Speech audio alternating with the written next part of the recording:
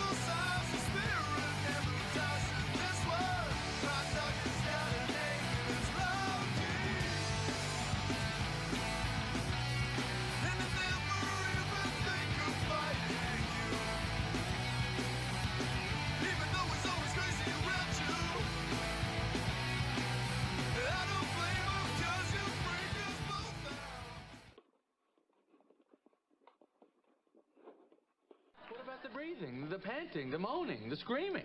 Fake. Hey guys, how's it going? So my question for NASA is, how are you ensuring the safety of our astronauts in a vacuum? I want to make sure our astronauts have the proper training to survive the deadly vacuum of space. Proper training means you train in an environment that most closely resembles the harsh environment you'll be exposed to. Now, there are two issues that I have with NASA's training practices. Number one involves the fact that NASA trains astronauts in a swimming pool, when in actuality they are supposedly going to be working in the exact opposite environment of outer space. And my second issue with NASA is its ability to even create a vacuum here on Earth that is sufficiently similar to the alleged vacuum of outer space. So before we begin, let's see how NASA creates a vacuum here on Earth. Spaceball 1 has now become Mega Made. Good! Remarkable. Now, commence Operation Vacuum Suck.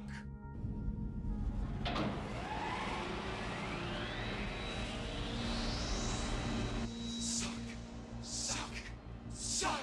So this here is the Great Space Power Facility at NASA's Plum Brook Station in Sandusky, Ohio, which they built with our money. This is the world's largest and most powerful and expensive vacuum.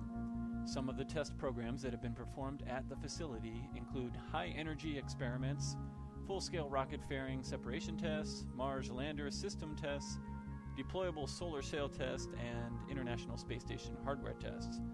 I mean, construction costs were astronomical. So is the upkeep and maintenance. And obviously there's no astronaut training going on in there.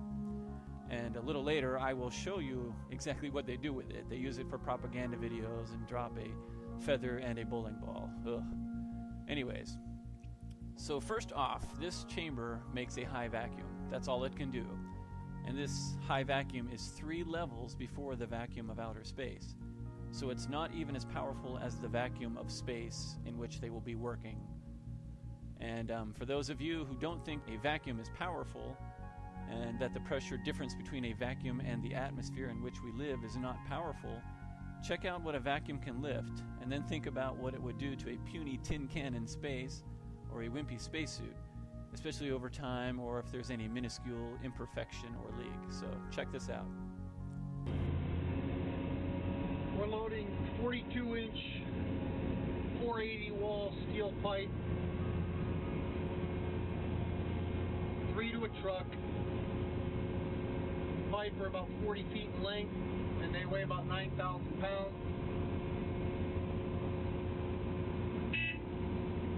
We're loading them with an AccuVac vacuum attachment on a 450 John Deere hoe. Pipe weigh about, I think I said the pipe weigh about 9,000 pounds a piece. This vacuum attachment will pick, this one I think will pick 30,000 pounds. That's 15 tons just on a vacuum.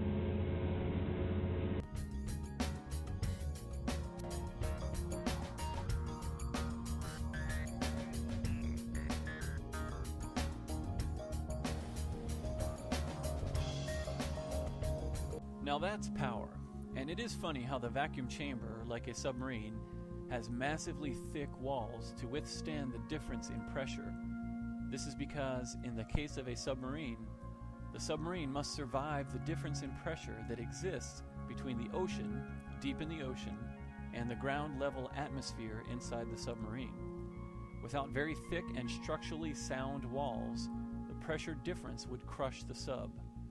Likewise, the ISS and the spacewalking astronauts must survive the opposite but equally harsh difference in pressure that exists between the vacuum of space and the normal atmosphere inside their suit or inside the space station.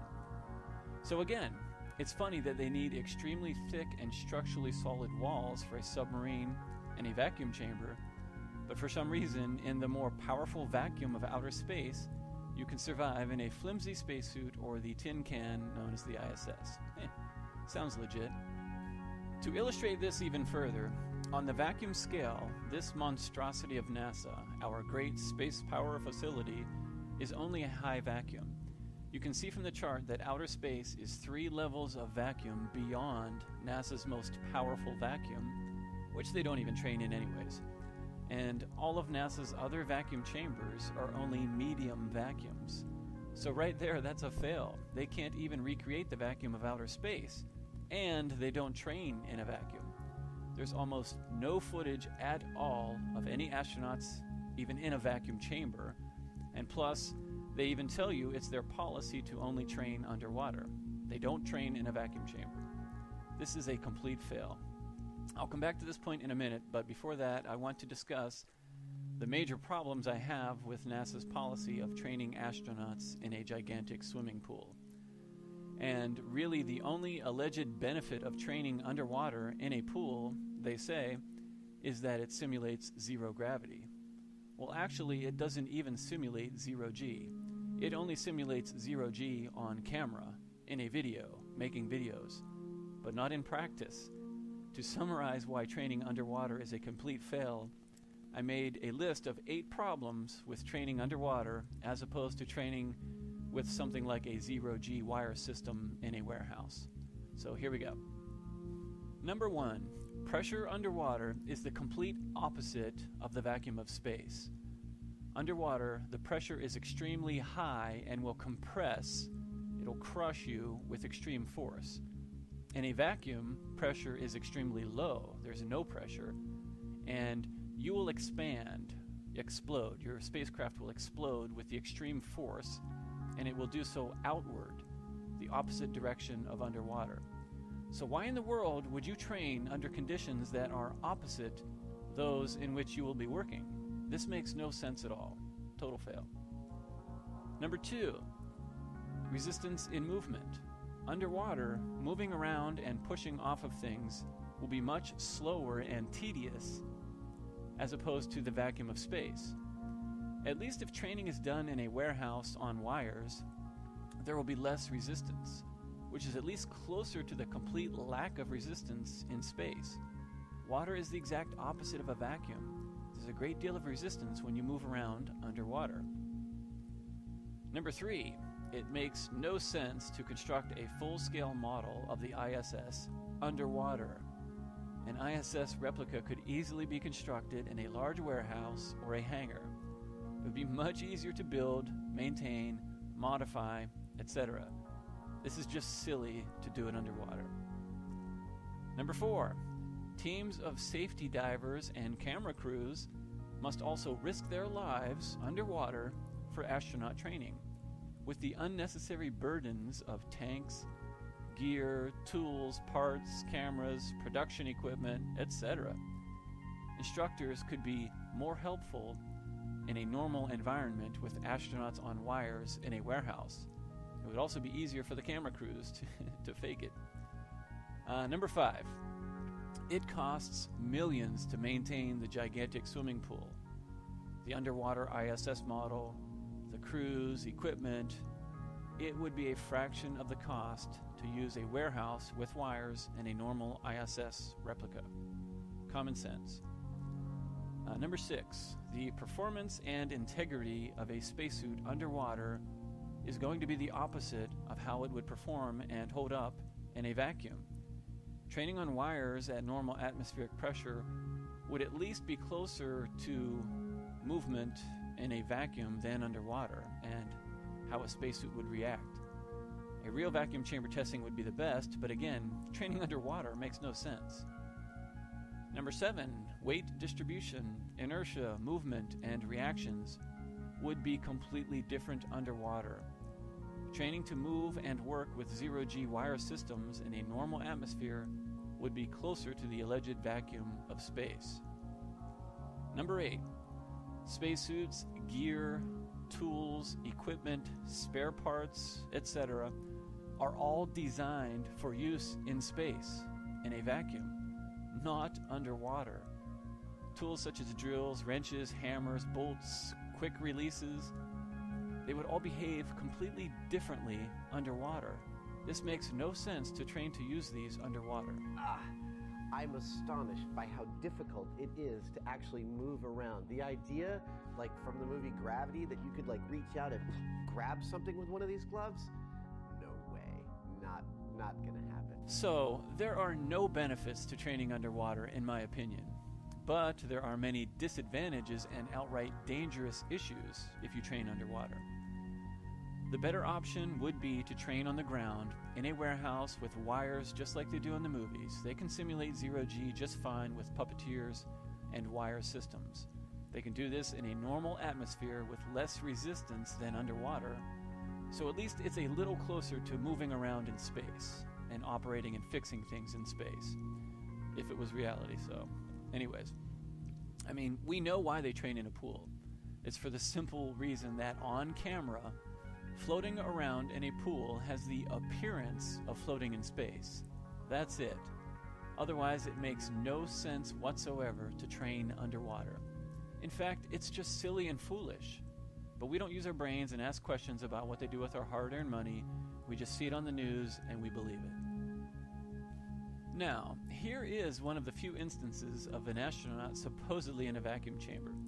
This could be made for TV drama from the 60s, but I think it's probably real.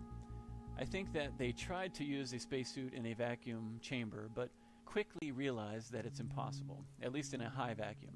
So they immediately started their policy of only using swimming pools to train, and completely ignoring and remaining silent on the absence of vacuum chamber training of astronauts. And check out the caption. It says, "The video above shows the moments when Jim LeBlanc was subjected to a space-like vacuum, space-like, it's a medium vacuum, in a NASA testing chamber in 1965. Interestingly, although an accident, it's one of the only experiments into how a human would cope in such conditions, and thus our modern knowledge of the effects rely upon this incident." We're relying upon this one time they tried to put somebody in a vacuum chamber? Whew, it's pretty pathetic.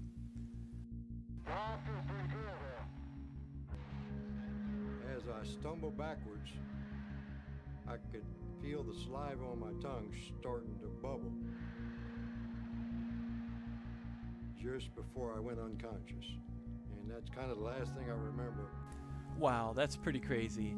And originally I had a clip of the BBC video with Brian Cox where they dropped a feather and a bowling ball in a pathetic attempt to prove gravity, and I had to take it out because that was the first thing that got this video blocked.